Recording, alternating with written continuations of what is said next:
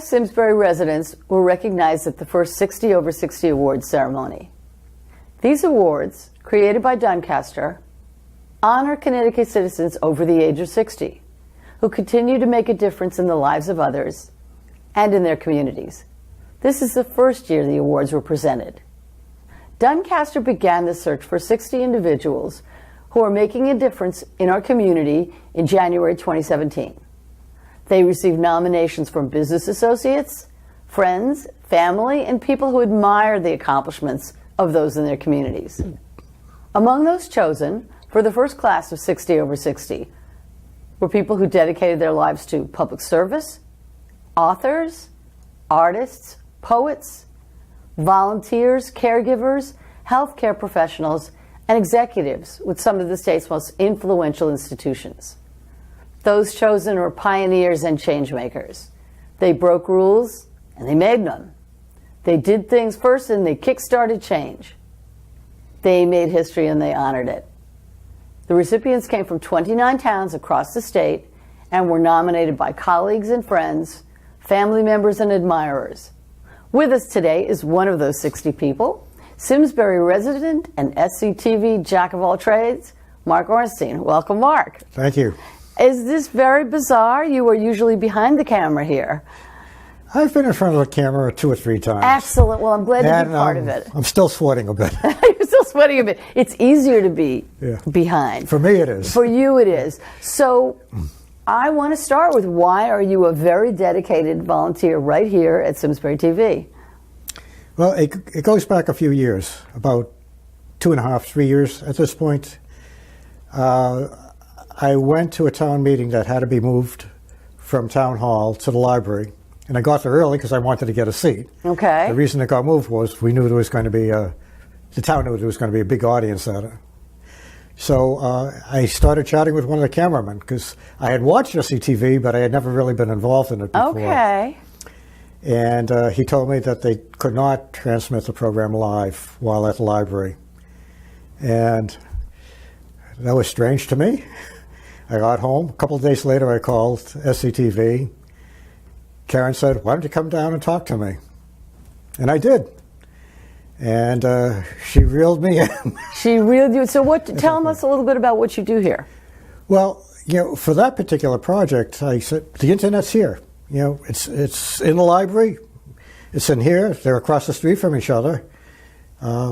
We should easily be able to get the video from the library to the studio for injecting into Comcast and YouTube and wherever else it goes. Okay. So that was my first project. It turned out Karen had gotten some equipment. I think it was in a raffle, a drawing at some convention, and she gave it to me, and I played with it. And a couple of months later, we had our first live meeting. It was in Nino here, partially successful. And then we had a Board of Finance meeting in the high school that was fully successful. And I discovered I had a sandbox to play in.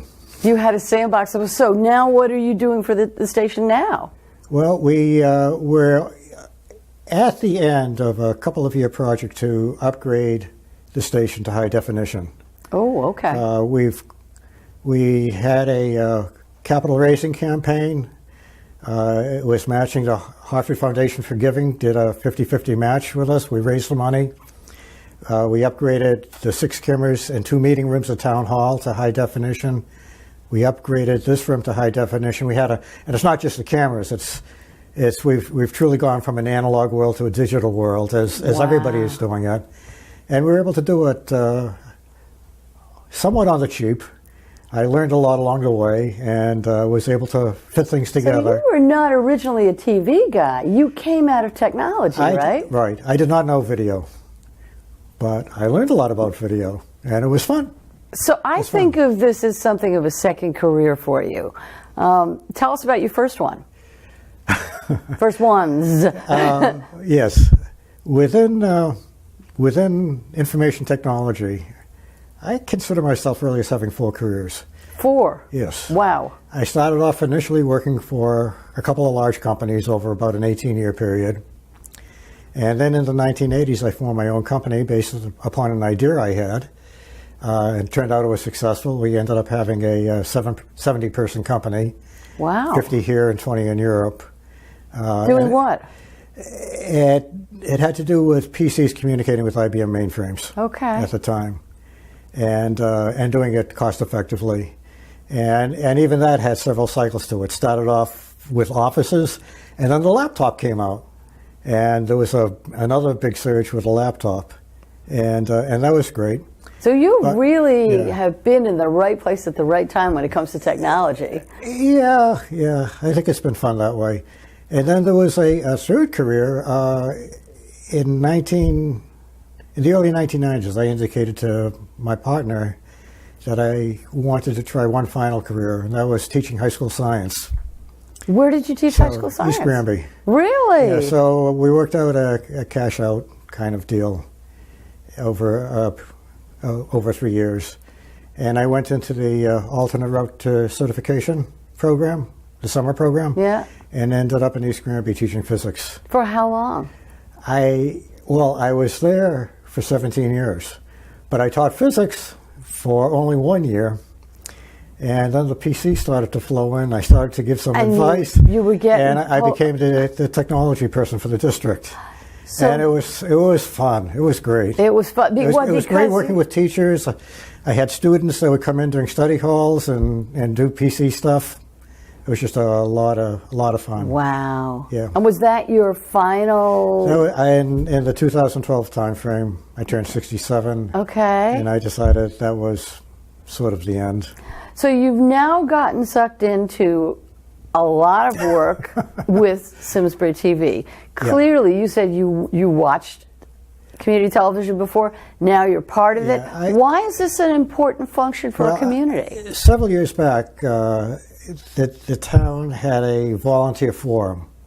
You know, there were a number of booths set up, and I had expressed an interest in the Aging Disability Commission, and with a focus on improving the senior center. Mm-hmm. And as a result of that, I started to watch some of the meetings that were occurring. Board of Selectmen, Board of Finance, primarily. My kids had already gone through the school system, so I didn't see that. But I started to realize how effective an education you could get on how the town operated. And I really started to get an appreciation of the volunteerism in town. Some of the watching was not really watching. It's doing something else but listening in the background Right. for a keyword, and then watching a segment of a program. So you clearly yeah. feel that community television is an Yeah. important Yeah. function for a community. It's very, very important, I think. And I think Simsbury does a great job of it, partially because, there's some politically inclined people, but there's other volunteers that are around also that want to stay in touch with what's going on in town. And it's not necessarily watching it on cable TV. We've got the website. Right. And on demand.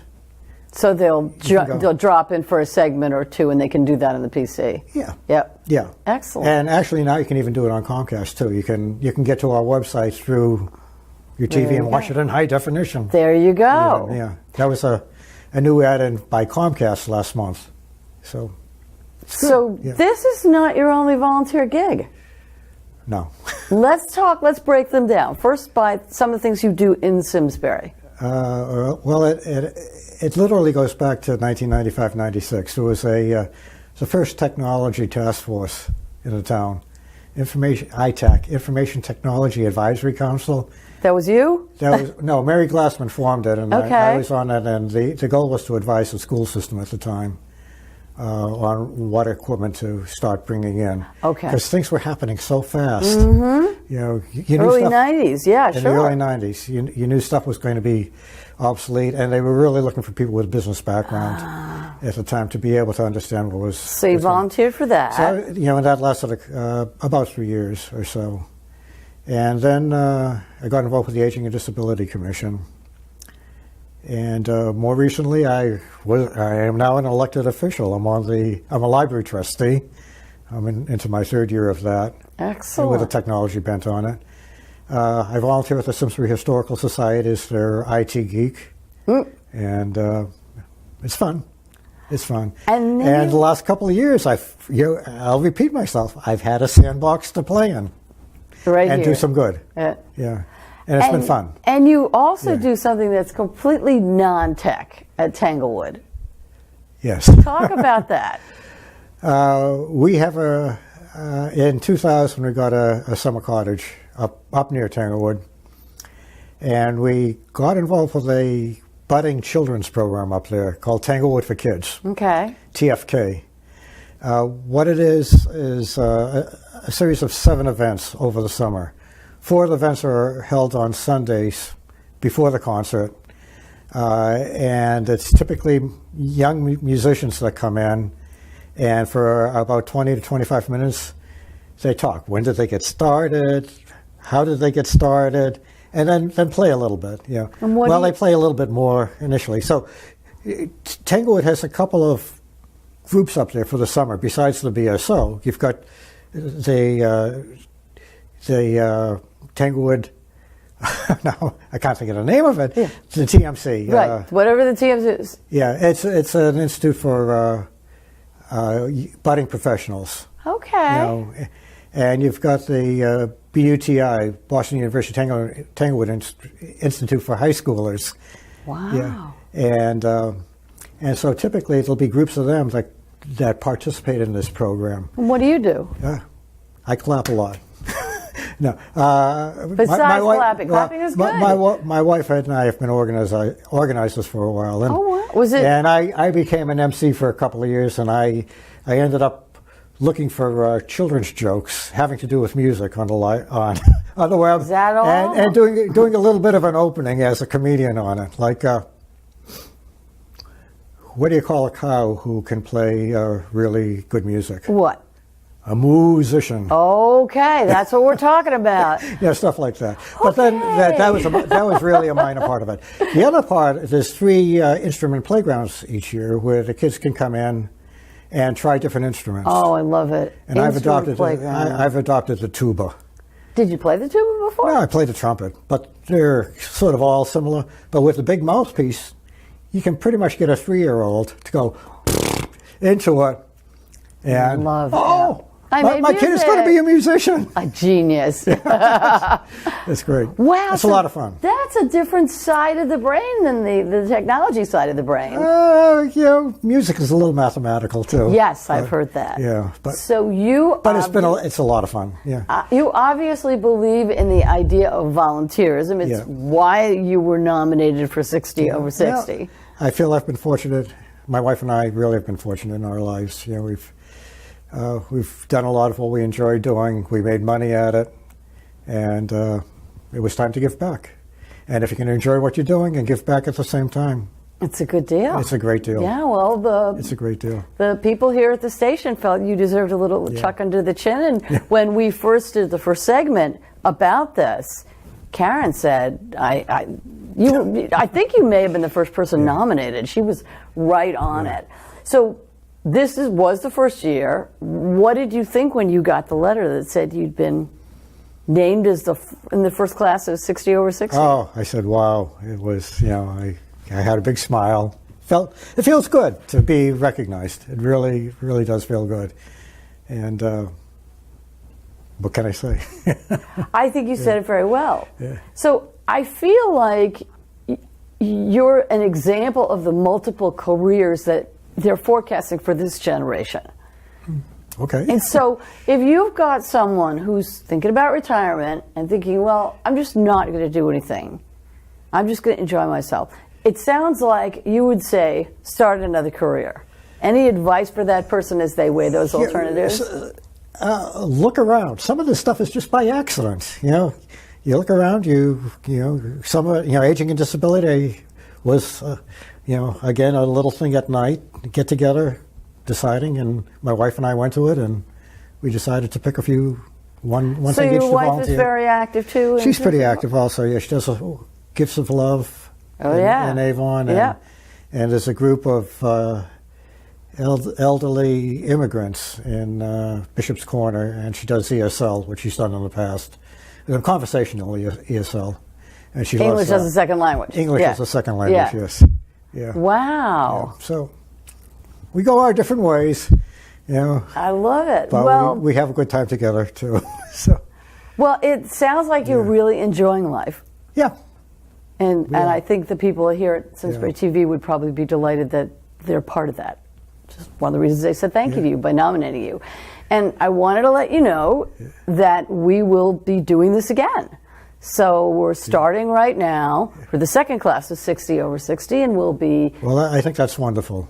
I think it's really great to honor senior citizens that are giving back. We're all still, making things happen, and I think it's, we want to honor that. So I'd like to thank everybody for tuning in today and let you know that you'll soon be hearing on this station about the second class of 60 over 60, and start thinking about people that really make a difference in other people's lives and nominate them when the nominations come out. Thank you very much.